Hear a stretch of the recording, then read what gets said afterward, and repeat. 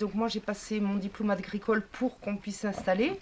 En juin tout allait encore bien et en octobre est tombée la nouvelle réglementation qui impose une structure énorme, de tout clôturer ou de mettre des murs partout, d'avoir des sas, de désaffecter, de nettoyer, de dératiser, de vraiment un fonctionnement qui correspond pas du tout à la mise en place qu'on voulait de quelque chose de naturel.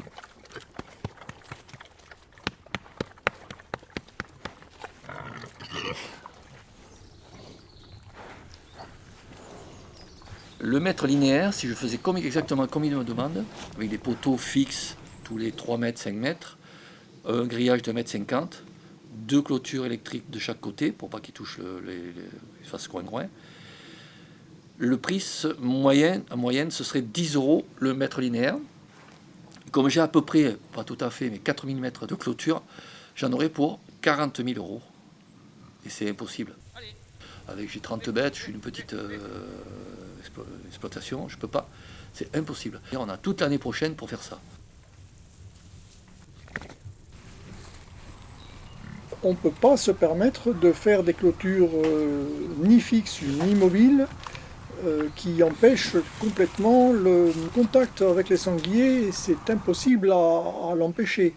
On a régulièrement des sangliers dans le parc. Bon, on appelle les chasseurs à ce moment-là pour qu'ils essayent de le faire partir d'une façon ou d'une autre. La chasse, c'est pas toute l'année, donc il y a des moments où le sanglier est dans le parc, c'est impossible à empêcher et je ne m'imagine même pas faire une clôture d'1,50 m sur les... Bon, on a 90 hectares avec les routes, les ruisseaux, les dénivelés relativement importants. 4 km de clôture dans des endroits montagnes, entre les arbres, sur du relief très aléatoire, c'est juste pas possible. Pour entretenir la clôture, on sera obligé de le faire à la main. Parce qu'à la débroussailleuse, à la main, dans le grillage, c'est pas possible. Ça veut dire que si je commence à désherber à la main ma clôture, au bout de 1 km, je peux repartir au départ et recommencer. Donc ils nous ont proposé, on va dire, ils nous ont soumis l'idée d'utiliser du Roundup. Oui, le glyphosate, moi c'est hors de question. On était déjà en bio avant d'être certifié et on ne va pas mettre du glyphosate uniquement parce que des gens à Bruxelles, à Paris ou à Foix ont dans l'idée de nous faire dégager, hein, parce que c'est ça, le principe, c'est il y a trop de petits élevages. Même au fond de l'Ariège, l'État arrive à toujours nous faire chier.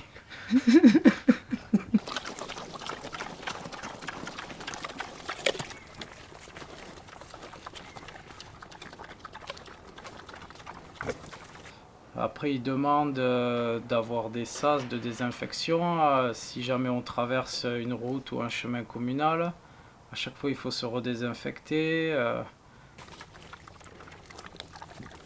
C'est des Algeco, alors ils nous ont conseillé, voilà, ils nous ont donné des marques, Algeco qui fait ça, et c'est 3 000 €. Quand vous avez des cochons ici et que vous voulez les faire passer là, Et ben, il faut les charger dans un camion ici avec un quai d'embarquement et les décharger ici avec un quai d'embarquement. Quand vous les aurez chargés dans ce parc-là, il faudra vous changer depuis ce sas sanitaire et après vous rechanger dans ce sas sanitaire-là. Voilà. Avoir des bottes pour tous les visiteurs qui viennent nous voir. Parce que ça, des fois, il y a déjà des gens qui sont venus nous voir. Quand il y a une dizaine de personnes, c'est un peu compliqué de désinfecter tout le monde. Les enfants, tout ça.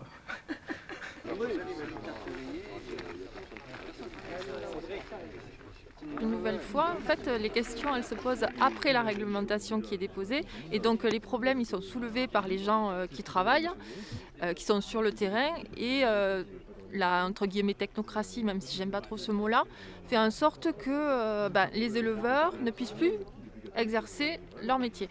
Et en plus, dans une agriculture que l'on veut soi-disant valoriser, qui est l'agriculture biologique, l'agriculture en plein air, ce qu'attendent les gens, les consommateurs.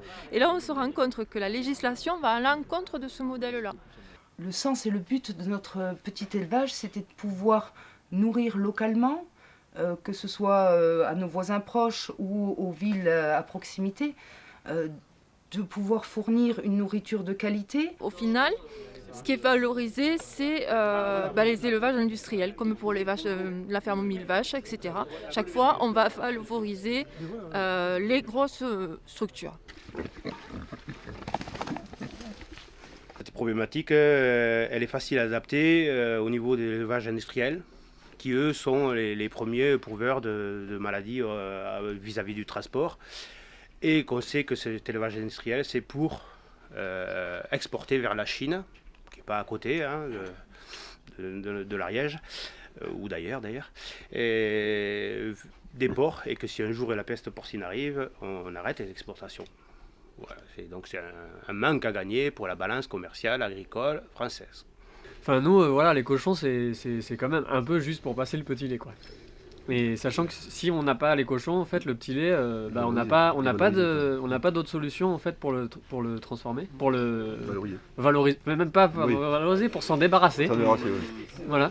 Donc ça induit d'autres problèmes sanitaires. Et du coup, je pense qu'en Ariège, ça représente un certain nombre d'exploitations qui font qu'en fait, on va nous demander des investissements qui sont complètement disproportionnés par rapport à, je pense, au service qu'on rend à l'environnement, à ne pas balancer le pied dans la rivière ou ailleurs, ou je sais pas. Il y a 5 exploitations qui ont arrêté ou qui n'ont pas commencé en porc bio à cause de ces mesures qui sont non envisageables pour des jeunes ou moins jeunes qui s'installent. De ne pas être pris en considération si on ne dératisse pas, c'est vraiment un problème pour nous dans le mode de fonctionnement du plein air. Nous, on ne dératise jamais, on n'a pas de bâtiment. On n'a pas de bâtiment. Les porcs ne sont pas dans des bâtiments, donc... Il n'y a pas de rats. Il n'y a pas de rats. Enfin, on a des rats, mais pas avec les porcs. On a des rats là où on stocke les céréales, c'est évident. On a une armée de chats, mais nous, du poison, il n'entre pas chez nous. Voilà, point. Le local où j'aurai mes aliments, la paille et tout, il faut que je fasse venir une boîte de dératisation qui viendra relever les pièges, les recharger, retirer les cadavres. Toujours pareil, si un rat va bouffer une carcasse de sanglier infecté, il peut mettre dans la paille, mettre dans les aliments. Voilà, il peut infecter mes cochons par les aliments.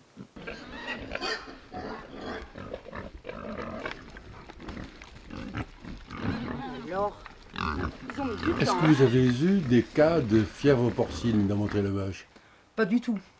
Et on sait très bien qu'il y a eu des cas en Espagne pendant une trentaine d'années, ça n'a pas porté à conséquence. Ils n'ont pas eu besoin de mettre des dizaines de milliers d'euros pour refaire le lieu de vie des cochons. En Espagne aussi, c'est des cochons qui transhument ou qui sont en liberté. Ça s'est estompé au fur et à mesure. Une maladie va, vient. Alors bien sûr, limiter les risques. Quand il y a une épidémie, c'est important. Mais là, on n'est pas sur un terrain de guerre. On nous menace avec une maladie pour nous faire disparaître. de façon économique, quoi. On ne pourra pas suivre au niveau des finances, donc on va disparaître. C'est vrai que le terrain de la forêt était destiné aux cochons. Et sans ça, c'est de nouveau un territoire qui va repartir à l'abandon. On arrêtera. On tiendra le plus longtemps possible, mais on arrêtera. On ne pense pas pouvoir tenir, non ? L'administration est payée pour faire du travail, pour montrer que leur salaire est justifié. Eux, ça leur coûtera rien de nous aplatir. Nous, on fera que perdre de l'énergie et de l'argent. Donc oui, c'est pas... Si un jeune voulait reprendre, je lui dirais clairement non.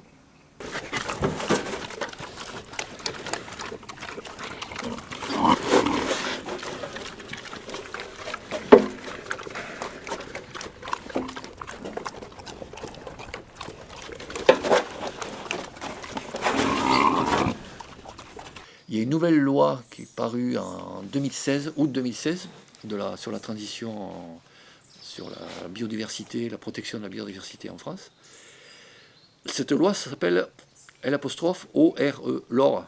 C'est l'obligation réelle environnementale. C'est-à-dire que tu passes un contrat avec ta commune, le département ou le parc, si c'est un parc naturel, et tu fais un bail de 10 ans, 20 ans, 30 ans, 99 ans, pour donner à tes terres, à tes bâtiments, pour qu'ils soient dans une zone prioritaire de protection de la biodiversité. Je vais mettre nos terres et notre ferme en or. C'est-à-dire que l'avantage, c'est que tu es obligé de pas de produits phytosanitaires. Il faut gérer l'eau. La fosse septique, nous, elle est aux normes, elle est bio. Le chauffage, c'est une chaudière à bois. On a l'eau chaude solaire, donc on correspond tout à fait au niveau de la biodiversité. Voilà. Donc ça peut, au niveau de la rétorsion pour l'application des normes, ça peut peut-être freiner leur envie de risque zéro. Voilà. Donc on va mettre le... Donc c'est une loi contre une autre loi. C'est une loi, contre une autre loi. Ouais. Mais c'est pas une loi que ça a été voté par... c'est sous Hollande. Mais ça n'a pas été... Il n'y a pas de publicité dessus. C'est-à-dire c'est confidentiel, c'est très confidentiel.